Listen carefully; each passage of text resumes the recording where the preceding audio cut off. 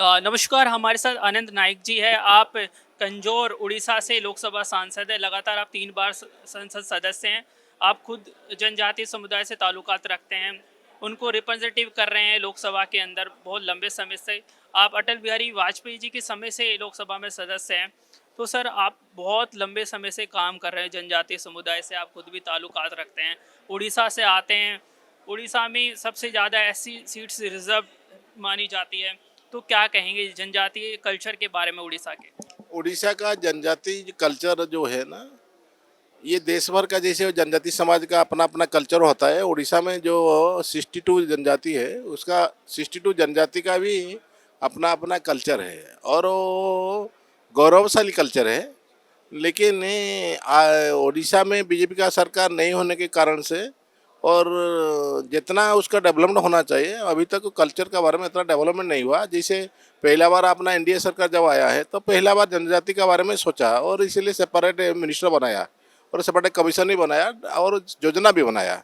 फिर इसके बाद माननीय मोदी जी जब देश का प्रधानमंत्री बने तब से जनजाति समाज के लिए सारे योजना बनाए हैं और उसको सोशियली कल्चरली उसका विकास कैसे होगा इसके लिए हर सोशली के लिए अलग है और जो कल्चरली डेवलपमेंट है उसका पारंपरिक आधार में डेवलपमेंट उसके लिए अलग है। इसे सारे नीचे के से ऊपर तक कैसे उसका डेवलपमेंट हो सकेगा इसके लिए बनाए हैं और इसके लिए पैसा भी ज़्यादा आवंटन किए हैं। उस टाइम जितने किए थे इसी टाइम में लगभग 21 गुना ज़्यादा भी किए हैं।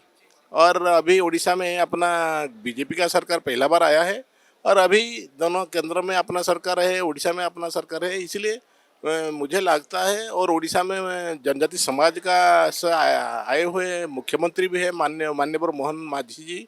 इसीलिए जनजाति समाज का जो कल्चर जनजाति समाज खुद भूल चुके हैं या प्रशासन के द्वारा जितना विकास नहीं हुआ है अभी होगा। बहुत बड़ी मेजोरिटी से इस बार झारखंड में बीजेपी की सरकार आई थी। क्या कहेंगे जनजातीय लोगों के लिए और कितना काम आपके माध्यम से, आपकी सरकार के माध्यम से वहाँ होने जा रहा है? जैसे अभी माननीय मुख्यमंत्री मोहन मांझी जी घोषणा कर चुके हैं जे वो अभी तक जो सारा देश में पैसा एक्ट लागू हुआ है जो 96 से लोकसभा पास हुआ था, हर प्रदेश में पैसा लग चुका है लेकिन ये उड़ीसा में है उसका इम्प्लीमेंटेशन नहीं हुआ अभी तक। मुख्यमंत्री आने के बाद उसको घोषणा किए जो इसके वो लागू करेंगे। फिर अभी जितना जनजाति समाज का जो देवी है और उसका पूजा स्थल है और उसका जो मान्यता है जो विकास नहीं हुआ था केंद्र में भी अभी बजट में भी वो भी घोषणा किए हैं। तो कल्चर मिनिस्टर टूरिज्म मिनिस्टर का जो पैसा भी भेज रहे हैं इसको लेकर के अपना मुख्यमंत्री जब आए हैं और उड़ीसा में फिर और 3 मिनिस्टर भी है जनजाति समाज से और सब इम्पोर्टेंट पोर्टफोलियो में है। इसीलिए मुझे लगता है माननीय मोदी जी के का द्वारा जितना भी योजना बनाया गया है और उड़ीसा में अपना सरकार में भी जो योजना है उसको सही ढंग से कार्यकारी होगा और विकास होगा। सर, ये तो आपने बता दें कि उड़ीसा की सरकार, केंद्र सरकार क्या कर रही है जनजातीय लोगों के लिए। आपको क्या लगता है as a member of representative, आप लोगों को रिप्रेजेंटेटिव कर रहे हैं, और क्या कुछ होना चाहिए ताकि जनजातीय समुदाय के लोग आगे बढ़े?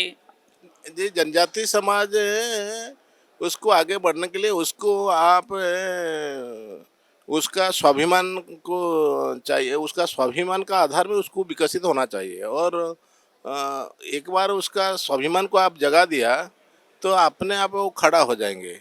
अभी माननीय मोदी जी की भी वो जो योजना बनाए हैं अपना पार्टी का तरफ से जो क्लस्टर बनाया गया है वनवासी कल्याण आश्रम भी उसी क्लस्टर का आधार में जैसे काम हुआ है जो जनजाति समाज खुद कर रहा है और सरकार उसको सहयोग कर रहा है। और इसी कारण से जनजाति समाज का जो कैरेक्टर है वो किसका दया का पात्र नहीं बनना चाहता है मेंटली।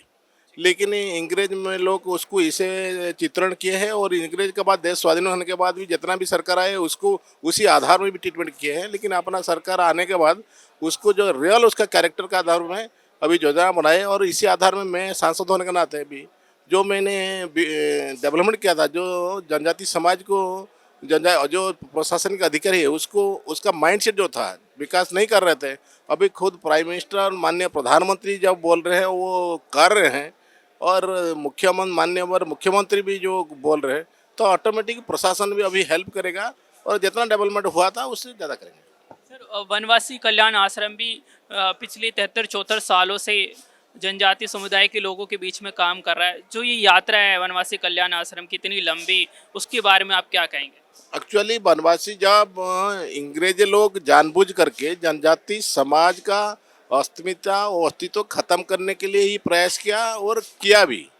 और देश स्वाधीन होने के बाद जो सरकार देश में आया, देश स्वाधीन हुआ, उसका पहला काम था जो जनजाति समाज का वो अस्मिता और अस्तित्व को आधार में उसको विकास करना चाहिए था, लेकिन वो नहीं किया है। लेकिन वनवासी कल्याण आश्रम तब से आज तक उसी आधार में चल रहा है। जब कोई देश में उसी को रियल जनजाति समाज का कैरेक्टर क्या है, उसको किसी आधार में विकास करना चाहिए, उसका वो क्या सोच रहा है, इतना नीचे तक जा करके उसी आधार में जो अभी अभी माननीय प्रधानमंत्री जो बोले थे उसको पूछ करके डेवलपमेंट करो, ये क्या चाहता है उसी आधार में डेवलपमेंट करो।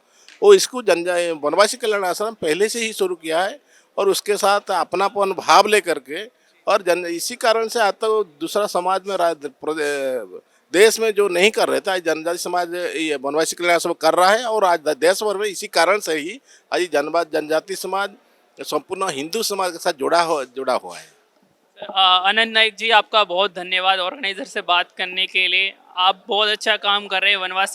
वनवासी कल्याण आश्रम भी इस जनजातीय समुदाय को आगे बढ़ाने के लिए काम कर रहा है। आपका धन्यवाद सर। Thank you.